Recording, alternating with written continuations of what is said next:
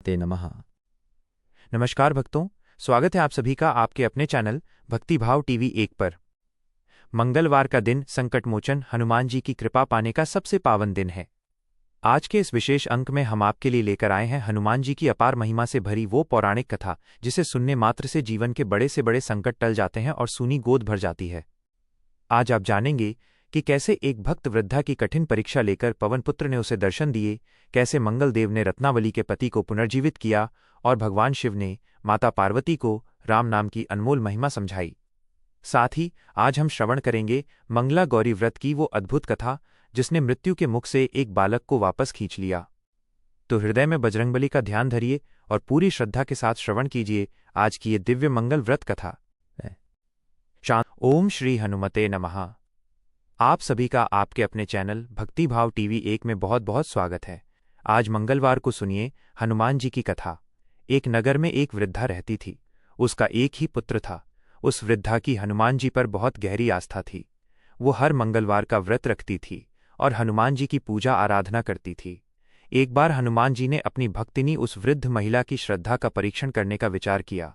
हनुमान जी साधु का वेश धारण कर वृद्धा के घर गए और पुकारने लगे कि है कोई हनुमान भक्त जो हमारी इच्छा पूर्ण करे। तब आवाज उस वृद्धा के कान में पड़ी। पुकार सुनकर वृद्धा जल्दी से बाहर आई और साधु को प्रणाम कर बोली, आज्ञा महाराज। हनुमान वेशधारी साधु बोले, मैं भूखा हूं, भोजन करूंगा, तुम थोड़ी सी जमीन लीप दो। वृद्धा दुविधा में पड़ गई, अंततः हाथ जोड़कर बोली, महाराज लिपने और मिट्टी खोदने के अतिरिक्त आप कोई दूसरी आज्ञा दें, मैं अवश्य पूर्ण करूंगी। साधु ने 3 बार प्रतिज्ञा कराने के बाद कहा, तू अपने बेटे को बुला, मैं उसकी पीठ पर आग जलाकर। वृद्धा घबरा गई, परंतु वो प्रतिज्ञाबद्ध थी। उसने अपने पुत्र को बुलाकर साधु को सौंप दिया। साधु वेशधारी हनुमान जी ने वृद्धा के हाथों से ही उसके पुत्र को पेट के बल लेटाया और उसकी पीठ पर आग लगवा दी। आग जलाकर दुखी मन से वृद्धा अपने घर में चली गई। इधर भोजन बनाकर साधु ने वृद्धा को बुलाकर कहा कि उनका भोजन बन गया है, तुम अपने पुत्र को पुकारो ताकि वो भी आकर भोग लगा ले। इस पर वृद्धा बोली, उसका नाम लेकर मुझे और कष्ट न दें। लेकिन जब साधु महाराज नहीं माने तो वृद्धा ने अपने पुत्र को आवाज लगाई। वो अपनी माँ के पास आ गया और अपने पुत्र को जीवित देखकर वृद्धा को बहुत आश्चर्य हुआ। वह साधु के चरणों में गिर पड़ी। तब हनुमान जी अपने वास्तविक रूप में प्रकट हुए और वृद्धा को भक्ति का आशीर्वाद दिया। तो प्रेम से बोले, शंकर भगवान की जय हो, बजरंगबली की जय हो। आइए सुनते हैं मंगलवार व्रत की पौराणिक कथा। एक बार नैमिषारण्य तीर्थ में 80,000 मुनि एकत्र होकर पुराणों के ज्ञाता श्री सूत जी से पूछने लगे, हे महामुनि, आपने हमें अनेक पुराणों की कथा सुनाई है। अब कृपा करके हमें ऐसा व्रत और कथा बताएं जिसके करने से संतान की प्राप्ति हो तथा मनुष्यों को रोग, शोक, अग्नि, सर्व दुख आदि का भय दूर हो, क्योंकि कलयुग में सभी जीवों की आयु बहुत कम है। फिर इस पर उन्हें रोग चिंता के कष्ट लगे रहेंगे, तो फिर वह श्री हरि चरणों में अपना ध्यान कैसे लगा सकेंगे। श्री सूत जी बोले, हे मुनियों, आपने लोक कल्याण के लिए बहुत ही उत्तम बात पूछी है। एक बार युधिष्ठिर ने भगवान श्री कृष्ण से लोक कल्याण के लिए यही प्रश्न किया था। भगवान श्री कृष्ण और युधिष्ठिर का संवाद तुम्हारे सामने कहता हूं, ध्यानपूर्वक सुनो। एक समय पांडवों की सभा में श्री कृष्ण जी बैठे हुए थे।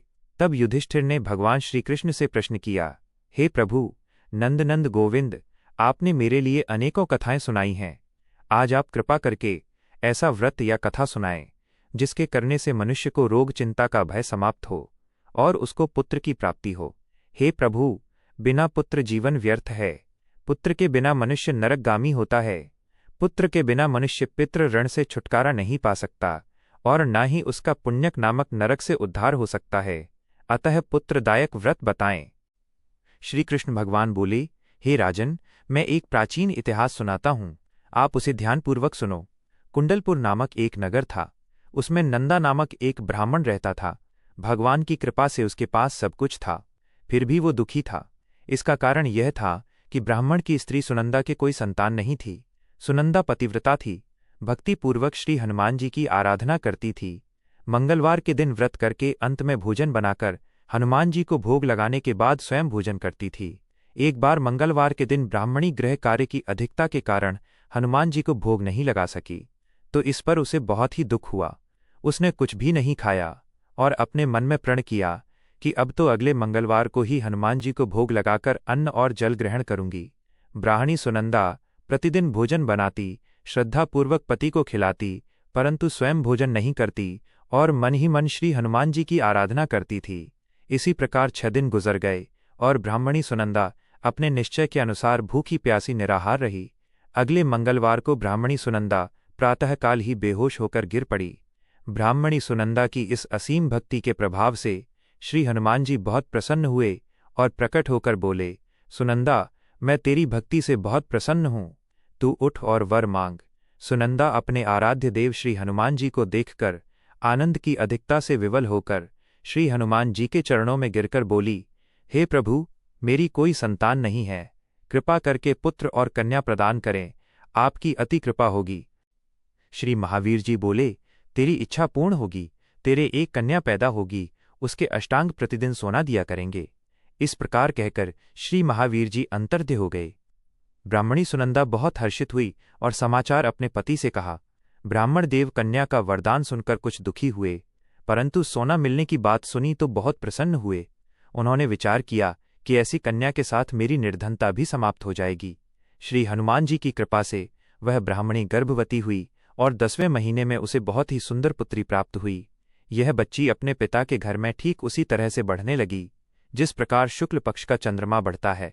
10वें दिन ब्राह्मण ने उस बालिका का नामकरण संस्कार कराया। उसके कुल पुरोहित ने उस बालिका का नाम रत्नावली रखा, क्योंकि यह कन्या सोना प्रदान किया करती थी। इस कन्या ने पूर्व जन्म में बड़े ही विधान से मंगल देव का व्रत किया था। रत्नावली का अष्टांग बहुत सा सोना देता था। उस सोने से नंदा ब्राह्मण बहुत ही धनवान हो गया। अब ब्राह्मणी सुनंदा भी बहुत अभिमान करने लगी थी। समय बीतता रहा। अब रत्नावली 10 वर्ष की हो चुकी थी। एक दिन जब नंदा ब्राह्मण प्रसन्नचित था, तब सुनंदा ने अपने पति से कहा, मेरी पुत्री रत्नावली विवाह के योग्य हो गई है, इसलिए आप कोई सुंदर और योग्य वर देखकर विवाह कर दें। ये सुनकर ब्राह्मण बोला, अभी तो रत्नावली बहुत छोटी है। तब ब्राह्मणी बोली, शास्त्रों की आज्ञा है कि कन्या 8वें वर्ष में गौरी, 9 वर्ष रोहिणी, 10वें वर्ष में कन्या, इसके पश्चात रजस्वला हो जाती है। गौरी के दान से पाताल लोक की प्राप्ति होती है, रोहिणी के दान से बैकुंठ लोक की प्राप्ति होती है, कन्या के दान से इंद्रलोक में सुखों की प्राप्ति होती है। अगर हे पतिदेव रजस्वला का दान किया जाता है तो घोर नरक की प्राप्ति होती है। इस पर ब्राह्मण बोला, अभी तो रत्नावली मात्र 10 ही वर्ष की है और मैंने तो 16-16 साल की कन्याओं के विवाह कराए हैं, अभी जल्दी ही क्या है। तब ब्राह्मणी सुनंदा बोली, आपको तो लोभ अधिक हो गया है। लगता है अगर 11वें वर्ष में विवाह नहीं होता है तो उसमें मासिक धर्म के रक्त का पिता और बड़े भाई को पान करना पड़ता है। शास्त्रों में कहा गया है कि माता पिता और बड़ा भाई रजस्वला कन्या को देखते हैं तो वो अवश्य ही नरकगामी होते हैं। तब ब्राह्मण बोला, अच्छी बात है, कल मैं अवश्य ही योग्य वर की तलाश में अपना दूत भेजूंगा। दूसरे दिन ब्राह्मण ने अपने दूत को बुलाया और आज्ञा दी कि जैसी सुंदर मेरी कन्या है वैसा ही सुंदर वर उसके लिए तलाश करो। दूत अपने स्वामी की आज्ञा पाकर निकल पड़ा। पंपई नगरी में उसने एक सुंदर लड़के को देखा। यह बालक एक ब्राह्मण परिवार का बहुत गुणवान पुत्र था। इसका नाम सोमेश्वर था। दूत ने इस सुंदर और गुणवान ब्राह्मण पुत्र के बारे में अपने स्वामी को पूर्ण विवरण दिया। ब्राह्मण नंदा को भी सोमेश्वर अच्छा लगा और फिर एक शुभ मुहूर्त में विधिपूर्वक कन्यादान करके ब्राह्मण संतुष्ट हुए। परंतु ब्राह्मण के मन में तो लोभ समाया हुआ था। उसने कन्यादान तो कर दिया था, पर वो बहुत ही खिन्न था। उसने विचार किया कि रत्नावली तो अब चली जाएगी और मुझे इससे जो सोना मिलता था वो अब मिलेगा नहीं। मेरे पास जो धन था कुछ तो इसके विवाह में खर्च हो गया और जो शेष बचा है वो भी कुछ दिनों के बाद समाप्त हो जाएगा। मैंने तो इसका विवाह करके बहुत बड़ी भूल कर दी है। अब कोई ऐसा उपाय हो कि रत्नावली मेरे घर में ही बनी रहे, अपनी ससुराल न जाए। लोभरूपी राक्षस ब्राह्मण के मस्तिष्क पर छाता जा रहा था। रात भर अपनी शैया पर बेचैनी से करवटें बदलते बदलते उसने एक बहुत ही क्रूर निर्णय लिया। उसने विचार किया कि जब रत्नावली को उसका पति सोमेश्वर अपने घर के लिए जाएगा तो वो मार्ग में छिपकर सोमेश्वर का वध कर देगा और अपनी लड़की को अपने घर ले आएगा, जिससे नियमित रूप से उसे सोना भी मिलता रहेगा और समाज का कोई मनुष्य उसे दोष भी नहीं दे सकेगा। जब अगले दिन सुबह हुई तो नंदा और सुनंदा ने अपनी जमाई तथा लड़की को बहुत सारा धन देकर विदा किया। सोमेश्वर अपनी पत्नी रत्नावली को लेकर ससुराल से अपने घर की तरफ चल दिया। ब्राह्मण नंदा महालोभ के वशीभूत होकर अपनी मति खो चुका था। पाप पुण्य का उसे विचार नहीं रहा था। अपने भयानक और क्रूर निर्णय को कार्य रूप देने के लिए उसने अपने दूत को मार्ग में अपनी जमाई का वध कराने के लिए भेज दिया था, ताकि रत्नावली से प्राप्त होने वाला सोना उसे हमेशा मिलता रहे और वह कभी निर्धन न हो।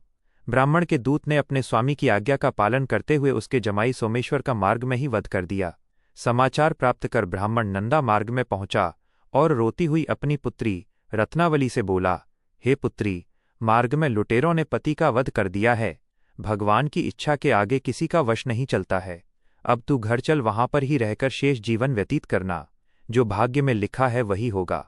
अपने पति की अकाल मृत्यु से रत्नावली बहुत दुखी हुई। करुण क्रंदन और रुदन करती हुई अपने पिता से बोली, हे पिताजी, इस संसार में जिस स्त्री का पति नहीं है उसका जीना व्यर्थ है। मैं अपने पति के साथ ही अपने शरीर को जला दूंगी और सती होकर अपने इस जन्म को माता पिता के नाम को तथा सास ससुर के यश को सार्थक करूंगी। ब्राह्मण नंदा अपनी पुत्री रत्नावली के वचनों को सुनकर बहुत दुखी हुआ। विचार करने लगा कि मैंने व्यर्थ ही जमाई वध का पाप अपने सिर लिया है। रत्नावली तो उसके पीछे अपने प्राण तक देने को तैयार है। मेरा तो दोनों तरफ से मरण हो गया, धन तो अब मिलेगा नहीं। जमाई वध के पाप के फल स्वरूप यम यातना भुगतनी पड़ेगी। ये सोचकर वो बहुत ही दुखी हुआ। सोमेश्वर की चिता बनाई गई। रत्नावली सती होने की इच्छा से अपने पति का सिर अपनी गोद में रखकर चिता में बैठ गई। जैसे ही सोमेश्वर की चिता को अग्नि लगाई गई, वैसे ही प्रसन्न होकर मंगलदेव वहां प्रकट हुए और बोले, हे रत्नावली, मैं तेरी पति भक्ति से बहुत प्रसन्न हूं, तू वर मांग। तब रत्नावली ने अपने पति का जीवन दान मांगा। मंगलदेव बोले, रत्नावली, तेरा पति अजर अमर है, यह महाविद्वान भी होगा और इसके अलावा तेरी जो इच्छा हो वो वर मांग। तब रत्नावली बोली, हे ग्रहों के स्वामी, यदि आप मुझ पर प्रसन्न हैं तो मुझे यह वरदान दीजिए कि जो भी मनुष्य मंगलवार के दिन प्रातःकाल लाल पुष्प लाल चंदन से पूजा करके आपका स्मरण करेगा, उसको रोग व्याधि नहीं होगी, स्वजनों से कभी वियोग नहीं होगा, सर्प अग्नि तथा शत्रुओं का भय नहीं रहेगा, और जो स्त्री मंगलवार का व्रत करेगी वो कभी विधवा नहीं होगी। मंगलदेव ने तथास्तु कहकर अंतर्ध्यान हो गए। सोमेश्वर मंगलदेव की कृपा से जीवित हो उठा। रत्नावली अपने पति को पुनः प्राप्त कर बहुत प्रसन्न हुई और मंगलदेव का व्रत प्रत्येक मंगलवार को करके व्रतराज और मंगलदेव की कृपा से इस लोक में सुख ऐश्वर्य को भोगते हुए अंत में अपने पति के साथ स्वर्गलोक को गए। प्रेम से बोलिए, जय श्री हनुमान। आइए अब सुनते हैं श्री राम नाम की महिमा। लंकापति रावण के वध के बाद जब अयोध्यापति प्रभु श्री राम की कीर्ति दूर दूर तक फैल रही थी और वो मर्यादा पुरुषोत्तम कहलाने लगे थे, तब एक दिन महादेव शिव की इच्छा भी मर्यादा पुरुषोत्तम श्रीराम से मिलने की हुई। पार्वती जी को संग लेकर महादेव जी कैलाश पर्वत से उतरकर अयोध्या नगरी के रास्ते पर चल पड़े। भगवान शिव और मां पार्वती को अयोध्या आया देखकर राम जी बहुत खुश हुए। माता जानकी ने उनका उचित आदर सत्कार किया और स्वयं भोजन बनाने के लिए रसोई में चली गई। इस बीच भगवान शिव ने श्री राम जी से पूछा, आपके सेवक हनुमान जी दिखाई नहीं दे रहे हैं। तब श्री राम बोले, वे बगीचे में हैं। शिवजी ने श्री राम जी से बगीचे में जाने की अनुमति मांगी और पार्वती जी का हाथ थामकर बगीचे में आ गए। बगीचे की खूबसूरती देखकर उनका मन मोहित हो गया। आम के एक घने वृक्ष के नीचे हनुमान जी दीन दुनिया से बेखबर गहरी नींद में सोए हुए थे और एक लय में खर्राटों से राम नाम की ध्वनि उठ रही थी। चकित होकर शिवजी और माता पार्वती एक दूसरे की ओर देखने लगी। माता पार्वती मुस्कुरा उठी और वृक्ष की डालियों की ओर इशारा किया। राम नाम सुनकर पेड़ की डालियां भी झूमने लगी थीं और इनके बीच से भी राम नाम उच्चारित हो रहा था। शिवजी इस राम नाम की धुन में मस्त मगन होकर खुद भी राम राम कहकर नाचने लगे। माता पार्वती जी ने भी अपने पति का अनुसरण किया और अपने कोमल पैर थिरकाने लगी। शिवजी और माता पार्वती जी के नृत्य से ऐसी झनकार उठी कि स्वर्गलोक के देवता गण भी आकर्षित होकर बगीचे में आ गए और राम नाम की धुन में सभी मस्त हो गए। माता जानकी भोजन तैयार करके प्रतीक्षा कर रही थी, परंतु संध्या गिरने पर भी अतिथि नहीं पधारे। तब अपने देवर लक्ष्मण जी को बगीचे में भेजा। लक्ष्मण जी तो स्वयं को श्री राम का सेवक ही मानते थे, इसलिए बगीचे में आकर जब उन्होंने धरती पर स्वर्ग का नजारा देखा तो स्वयं भी राम नाम की धुन में झूम उठे। महल में माता जानकी जी परेशान हो रही थी कि अभी तक भोजन ग्रहण करने कोई भी क्यों नहीं आया। उन्होंने श्री राम जी से कहा, भोजन ठंडा हो रहा है, चलिए हम ही जाकर बगीचे में से सभी को ले आए। तब जब राम जी बगीचे में गए तो वहां राम नाम की धूम मची हुई थी। हनुमान जी गहरी नींद में सोए हुए थे और उनके खर्राटों से अभी तक राम नाम ही निकल रहा था। श्री राम भाव विह्वल हो उठे। राम जी ने हनुमान जी को नींद से जगाया और प्रेम से उनकी तरफ निहारने लगे। हनुमान जी प्रभु को आया देखकर शीघ्रता से उठकर खड़े हो गए। नृत्य की सभा भंग हो गई। शिवजी खुले कंठ से हनुमान जी की राम भक्ति की सराहना करने लगे। हनुमान जी सकुचाए, लेकिन मन ही मन खुश हो रहे थे। श्री सियाराम ने भोजन करने का आग्रह भगवान शिवजी से किया। सभी लोग महल में भोजन करने के लिए चल पड़े। माता जानकी जी भोजन परोसने लगी। हनुमान जी को भी श्री राम जी ने पंक्ति में बैठने का आदेश दिया। हनुमान जी बैठ तो गए, परंतु आदत ऐसी थी कि राम जी के भोजन परोसने के उपरांत ही सभी लोग भोजन करते थे। आज श्री राम के आदेश से पहले भोजन करना पड़ रहा था। माता जानकी हनुमान जी को भोजन परोसती जा रही थी, परंतु हनुमान जी का पेट ही नहीं भर रहा था। सीता जी कुछ समय तक तो उन्हें भोजन परोसती रही, फिर समझ गई कि इस तरह से तो हनुमान जी का पेट नहीं भरेगा। उन्होंने तुलसी के एक पत्ते पर राम नाम लिखा और भोजन के साथ हनुमान जी को परोस दिया। तुलसी पत्र खाते ही हनुमान जी को संतुष्टि मिली और वह भोजन खाकर उठकर खड़े हो गए। भगवान शिव शंकर ने प्रसन्न होकर हनुमान जी को आशीर्वाद दिया कि आपकी राम भक्ति युगों युगों तक याद की जाएगी और आप संकट मोचन के नाम से जाने जाएंगे। आइए अब सुनते हैं राम नाम की महिमा की दूसरी कहानी। महादेव जी को एक बार बिना कारण के किसी को प्रणाम करते देखकर पार्वती जी ने पूछा, आप किसको प्रणाम करते रहते हैं? तब शिवजी ने अपनी धर्मपत्नी पार्वती जी से कहा कि हे देवी, जो व्यक्ति एक बार राम कहता है उसे मैं 3 बार प्रणाम करता हूं। पार्वती जी ने एक बार शिवजी से पूछा, आप श्मशान में क्यों जाते हैं और ये चिता की भस्म शरीर पर क्यों लगाते हैं? उसी समय शिवजी पार्वती जी को शमशान ले गए। वहां एक शव अंतिम संस्कार के लिए लाया गया। लोग राम नाम सत्य है कहते हुए शव को ला रहे थे। शिवजी ने कहा कि देखो पार्वती, इस शमशान की ओर जब लोग आते हैं तो राम नाम का स्मरण करते हुए आते हैं, और इस शव के निमित्त से कई लोगों के मुख से मेरा अति प्रिय दिव्य राम नाम निकलता है। उसी को सुनने में शमशान में आता हूं, और इतने लोगों के मुख से राम नाम का जप करवाने में निमित्त बनने वाले इस शव का मैं सम्मान करता हूं, प्रणाम करता हूं, और अग्नि में जलने के बाद उसकी भस्म को अपने शरीर पर लगा लेता हूं। राम नाम बुलवाने वाले के प्रति मुझे इतना प्रेम है। एक बार शिवजी कैलाश पर पहुंचे और पार्वती जी से भोजन मांगा। तब पार्वती जी विष्णु सहस्त्र नाम का पाठ कर रही थी। पार्वती जी ने कहा, अभी पाठ पूरा नहीं हुआ है, कृपया थोड़ी देर प्रतीक्षा कीजिए। तब शिवजी ने कहा कि इसमें तो समय और श्रम दोनों लगेंगे। संत लोग जिस तरह से सहस्त्र नाम को छोटा कर लेते हैं और नित्य जपते हैं, वैसा उपाय कर लो। तो पार्वती जी ने पूछा कि वो उपाय कैसे करते हैं, मैं सुनना चाहती हूं। तो शिवजी ने बताया, केवल एक बार राम कह लो, तुम्हें सहस्त्र नाम भगवान के 1000 नाम लेने का फल मिल जाएगा। एक राम नाम 1000 दिव्य नामों के समान है।